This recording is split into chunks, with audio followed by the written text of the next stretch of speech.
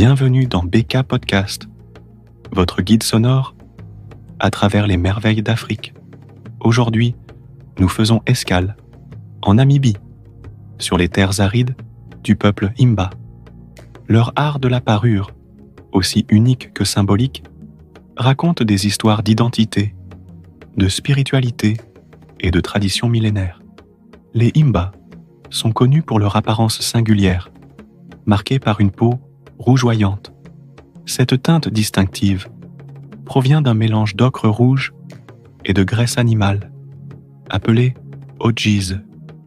Plus qu'un soin de beauté, cette pâte protectrice incarne une connexion profonde avec la terre et joue un rôle crucial dans leur quotidien en les protégeant du soleil brûlant et des insectes. Chaque élément de leur parure a une signification précise.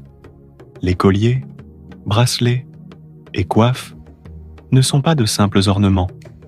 Ils reflètent l'âge, le statut matrimonial ou la place dans la communauté.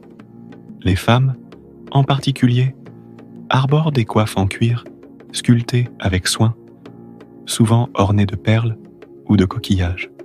Chaque détail de ces accessoires est porteur d'une histoire, tissant un lien entre l'individu et son héritage culturel.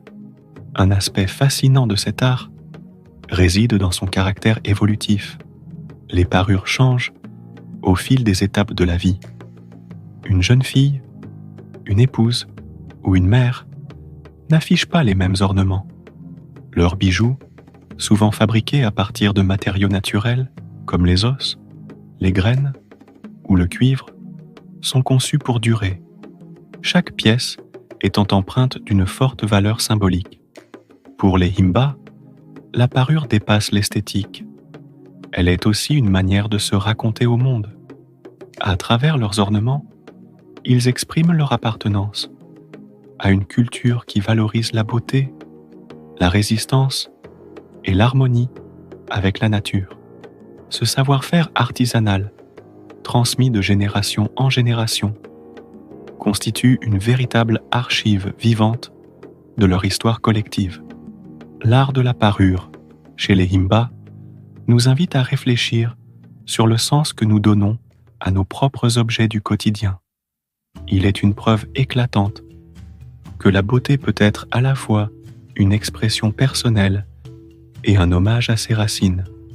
Merci d'avoir partagé ce moment avec moi.